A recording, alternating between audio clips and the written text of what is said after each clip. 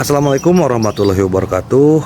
Mimin lanjutkan lagi cerita Raja Kegelapan Cipenya. Tapi seperti biasa, sebelum dilanjut, bantu tekan tombol like dan berkomentar juga. Tuan Rena, gas. Bab 1245 kami akan menunggu di sini jam 5 sore.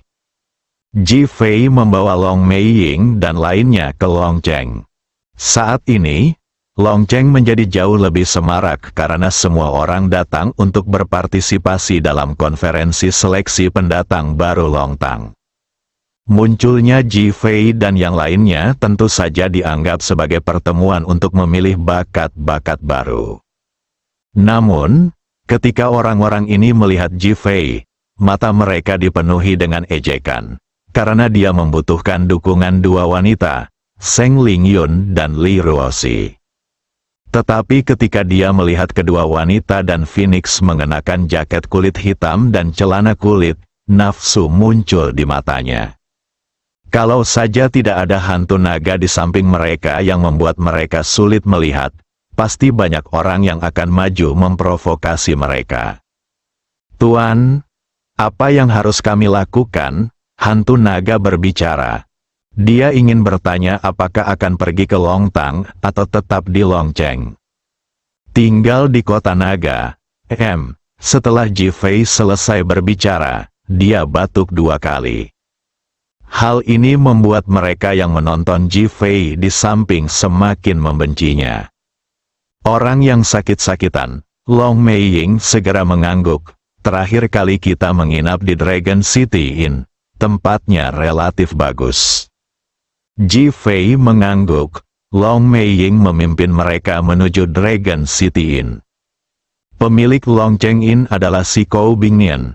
Sikou Bingnian adalah satu-satunya keturunan yang ditemukan oleh orang-orang dari Longtang ketika keluarga Sikou dibunuh. Demi menghormati ketua aula pertama Sikou Siong, terutama apa yang terjadi pada keluarga Sikou kemudian, Longtang menempatkan Sikou Bingnian di sini untuk melindungi Sikou Bingnian. Fakta bahwa dia adalah keturunan keluarga Sikou diketahui semua orang dengan sedikit status di Longcheng. Oleh karena itu, di kota naga ini, Sikou Bingnian setara dengan penguasa kota, dan semua orang menghormatinya seperti dewa. Oleh karena itu, orang yang datang untuk tinggal di sini hanya memiliki 2 tujuan.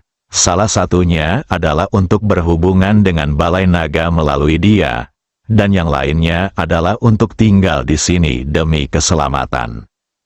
Ini juga menjadi alasan mengapa banyak orang yang dia bawa ke penginapan menghilang, tetapi tidak ada seorang pun yang memberitahu siapapun tentang hal itu atau menyelidikinya. Saat Ji Fei dan yang lainnya tiba, Sikou Bingnian sedang menjual makanan khas setempat di pintu masuk. Ini adalah hobinya yang terbesar. Melalui metode ini, dia dapat mengamati orang-orang yang lewat dan merasakan setiap orang secara berbeda. Long Meiying dan Qi Yuan datang ke sini terakhir kali. Dia punya kesan tentang mereka, tetapi dia tidak berkomunikasi dengan mereka. Sekarang melihat mereka datang bersama Ji Fei, dia mencibir dalam hatinya, mereka ternyata adalah anak buah Ji Fei.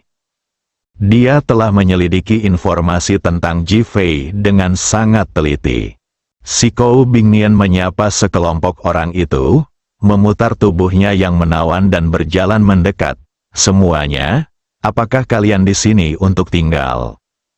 Nyonya, kami berencana untuk tinggal di sini selama beberapa hari. Qi Yuan tersenyum dan memberikan Sikou Bingnian beberapa lembar uang merah. Dia tahu bahwa pemilik itu lebih mencintai uang. Hei, apa kau tertarik padaku?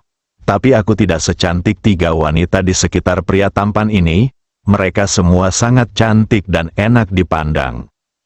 Sikou Bingnian menatap Ji Fei, melemparkan pandangan genit, dan menyapukan pandangannya ke wajah ketiga wanita itu.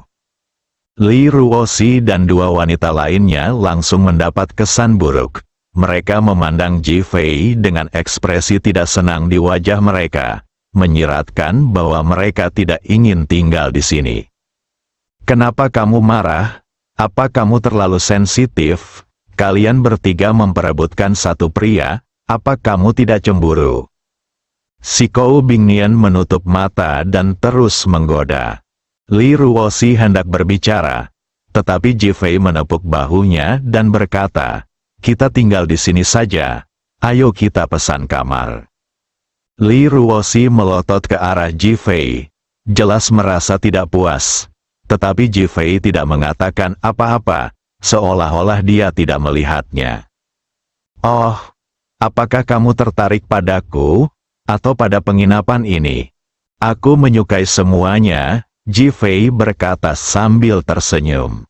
Bagaimana kalau kau menikah denganku, aku akan memberimu penginapan sebagai mas kawin. Si Kou Bingnian terus menggoda Ji Fei. Mulut Ji Fei melengkung. Mas kawinmu terlalu murah. Aku tidak menyukainya. Jadi lupakan saja. Kau tidak akan menuduhku pelit. Kan, kau bisa memeriksa barangnya dulu, baru membayarnya nanti. Si Kou Bingnian menatap Ji Fei dengan tatapan menggoda dan berkata sambil tersenyum. Ji Fei tersenyum dan menggelengkan kepalanya.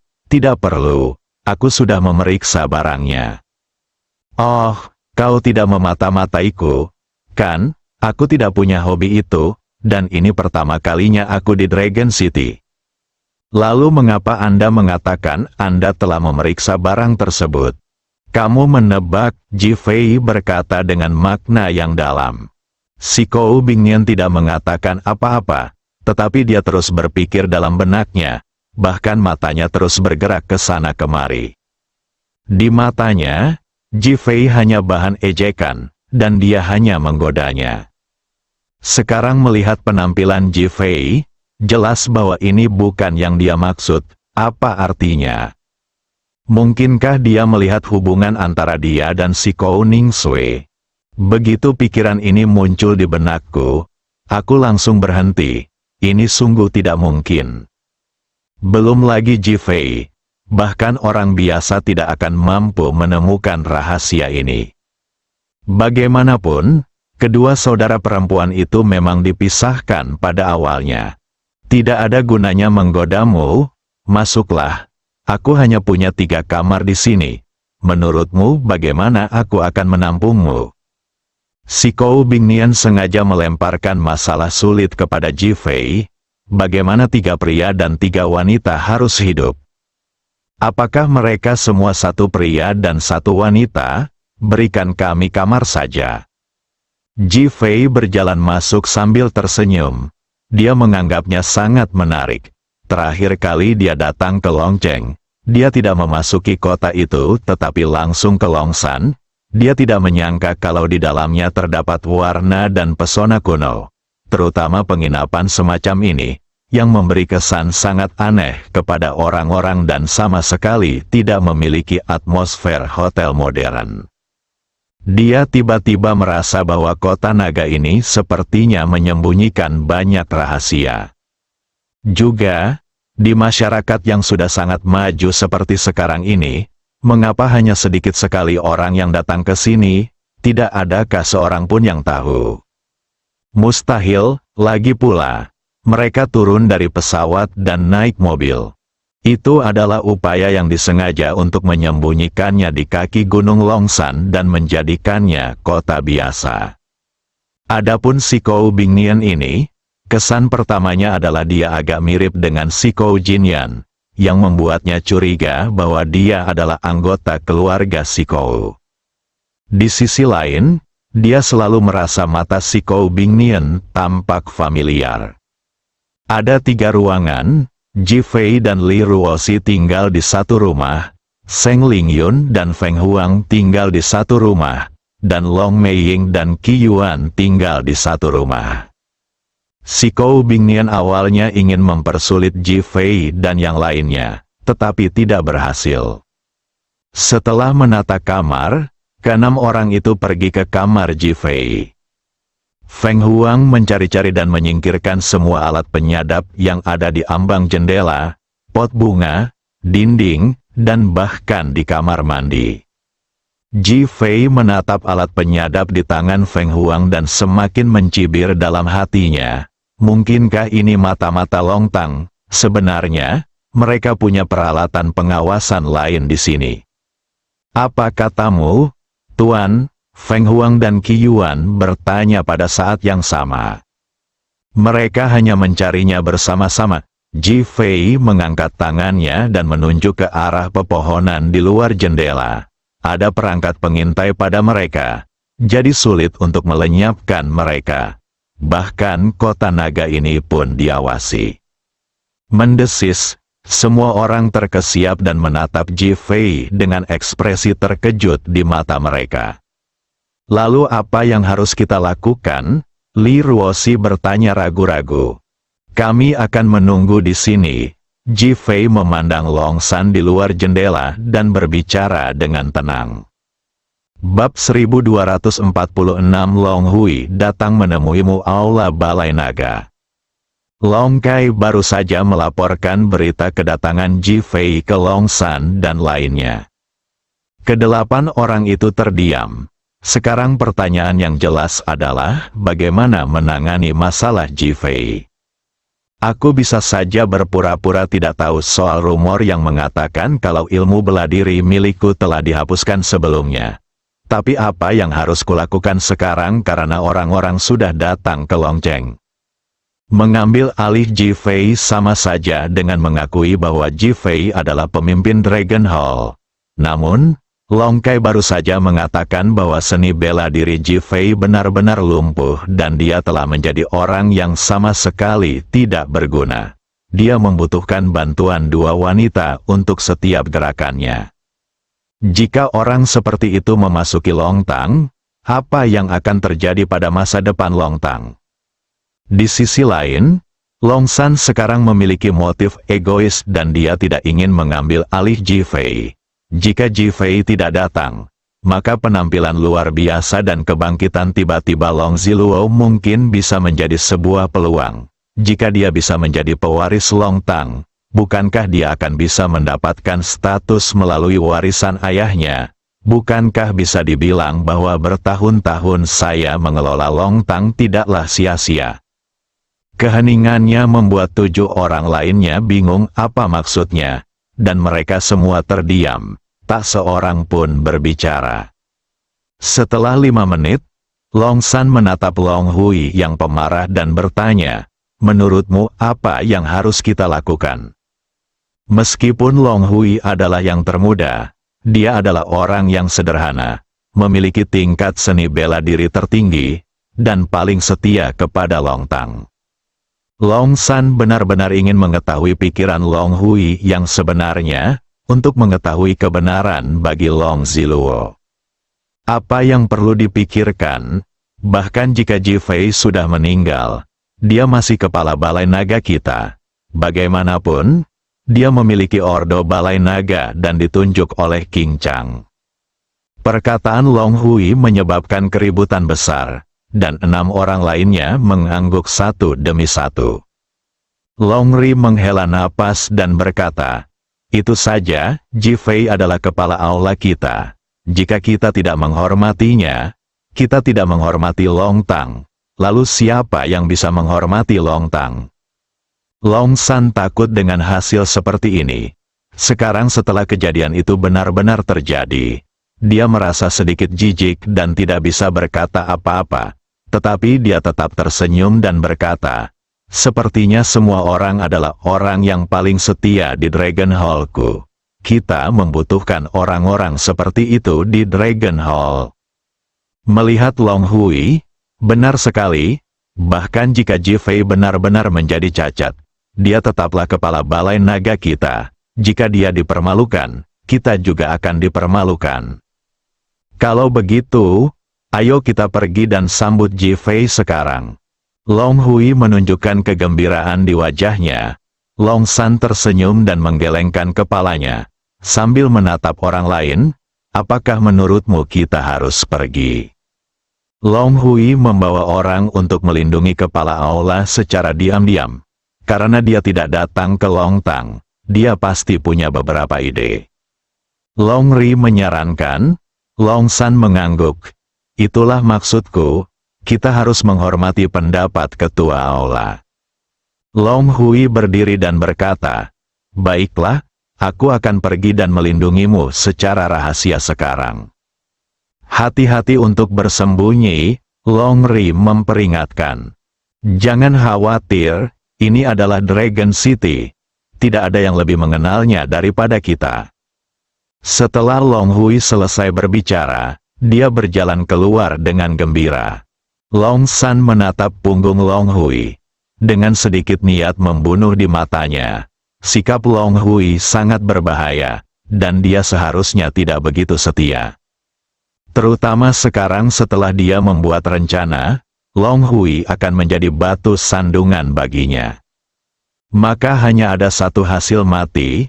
Ketika Long San memikirkan kata ini, dia tidak dapat menahan diri untuk tidak bergidik. Mereka telah bersama selama puluhan tahun, dari medan perang di masa lalu hingga sekarang. Apakah mereka benar-benar akan saling membunuh? Begitu pertarungan dimulai, persahabatan akan hilang dan Long Tang akan rusak parah. Saat Long Chentian membelot, dia sudah terluka parah. Jika kali ini hati Long San dipenuhi perasaan rumit, dan dia akhirnya pulang ke rumah dengan perasaan sedih. Kou Fanghua muncul lagi, menanyakan keadaan Long San dan menyebut-nyebut Long Ziluo sekilas, yang membuat Long San semakin bertekad untuk membunuh Long Hui. Penginapan Kota Naga. Ketika si Kou Bingnian melihat pengawasannya hancur, dia tidak marah sama sekali, tetapi sangat gembira. Sepertinya Ji Fei dan anak buahnya sangat berhati-hati. Ini berarti Ji Fei benar-benar orang yang tidak berguna. Dia menceritakan berita itu kepada si Kou Ningsue, dan si Kou Ningsue sangat gembira. Dia tiba di Longcheng, tetapi tidak masuk ke kota. Sebaliknya, dia tinggal di luar. Hanya Ji Fei dan Li Ruoxi yang tersisa di kamarnya. Li Ruoxi sangat gugup dan ingin berbicara beberapa kali. Tetapi melihat Ji Fei sangat tenang, dia tidak memecah kesunyian. Istriku, tetaplah tenang, aku, Ji Fei, akan aman di sini. Li Ruoxi tertegun, kenapa Ji Fei tidak mengatakan apa-apa? Tiba-tiba, Long Meiying muncul dari luar. Begitu dia masuk, tubuhnya tertiup angin dan mundur tak terkendali. Li Ruoxi segera berdiri. Ledakan, tubuh naga hantu menghantam pintu. Apa yang sedang terjadi? Li Ruoxi bertanya dengan cemas. Ji Fei memegang tangan Li Ruoxi dan memberi isyarat padanya untuk tetap tenang. Tetua Long Tang Long Hui memberi penghormatan kepada Master Aula. Sosok Long Hui muncul di depan Ji Fei. Meskipun dia diminta untuk dilindungi secara diam-diam, dia tetap datang menemui Ji Fei. Di dalam hatinya, ketua aula adalah ketua aula. Li Ruoxi merasa penasaran saat melihat lelaki tua berambut putih di depannya begitu hormat pada Ji Fei. Namun dia juga menghela napas lega, asalkan dia bukan musuh. Ji Fei berdiri dan Li Ruoxi bergegas membantunya. Terima kasih atas kerja kerasmu, Tetua Long. Tatapan mata Long Hui menyapu tubuh Ji Fei. Melihat bahwa dia benar-benar orang yang tidak berguna. Dia bingung, tetapi juga penuh penyesalan. Guru, tubuhmu. Dia telah tersesat dan menjadi orang yang tidak berguna. Ji Fei tidak berbohong. Long Hui menunjukkan ekspresi penyesalan di wajahnya. Tetapi dia tetap berkata dengan tegas, jangan khawatir, Ketua Aula, meskipun Aula Naga kita dalam bahaya dalam beberapa tahun terakhir, jika Anda dapat memimpin dengan bijak, dengan orang-orang seperti kami, kita masih dapat membuat Aula Naga lebih kuat. Ji Fei terkejut. Dia melihat kekecewaan Long Hui. Tetapi dia tidak menyangka bahwa Long Hui bisa menghiburnya dengan cara ini. Dia sangat puas dan mengangguk berat. Berterima kasih kepada Penatua Long atas kepercayaannya. Kali ini aku datang ke Longcheng bukan untuk menjadi kepala aula. Ah, Long Hui terkejut. Saya ingin menyerahkan posisi kepala aula dan memilih orang yang tepat. Situasi saya saat ini sudah tidak sesuai lagi. Long Hui sangat cemas. Bagaimana ini mungkin? Hall Master? Anda adalah Hall Master.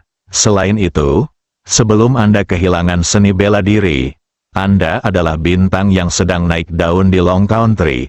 Jika tidak, King Chang tidak akan menghargai Anda. Dan jika Anda tidak menjadi Hall Master, bukankah usaha Long Aotian akan sia-sia?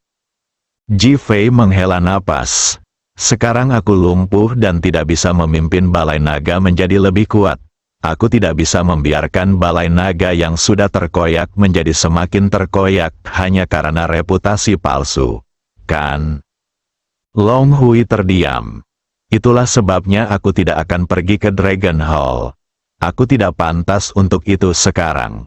Namun, aku sangat berterima kasih karena kau bisa datang ke sini untuk menemuiku. Saya di sini untuk melindungi Anda secara diam-diam sesuai dengan instruksi dari Tetua Longshan. Saya hanya ingin bertemu dengan Anda, jadi saya akan menemui Anda. Long Hui berkata terus terang. Ji Fei mengangguk untuk menunjukkan bahwa dia mengerti. Sekarang kamu bisa kembali dan memberitahu Tetua Longshan bahwa Long Tang dapat memilih pemimpin baru. Aku benar-benar tidak berguna sekarang. Keterbukaan pikiran Ji Fei membuat Long Hui tersentuh hingga matanya menjadi berkaca-kaca. Orang seperti itu langka. Senang sekali kalau bisa menjadi ketua aula. Saya jadi bertanya-tanya berapa banyak orang yang akan menghormatinya, dan dia bahkan mungkin akan meraih kejayaan tanpa batas. Namun dia menyerah, merasa sangat kecewa, seolah telah kehilangan seseorang yang berharga baginya.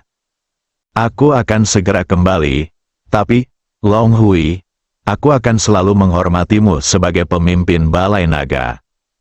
Berdebar, Long Hui benar-benar berlutut di hadapan Ji Fei. Ji Fei segera membantunya berdiri. Tidak perlu, Long Hui tidak mengatakan apa-apa, hanya mengangguk dan pergi. Dia sangat mengagumi keluasan pikiran Ji Fei. Suatu keluasan pikiran yang bahkan tidak dimiliki oleh kepala aula pertama Si Kou Siong. Sungguh disayangkan. Long Hui pergi dan ruangan menjadi sunyi. Bersambung.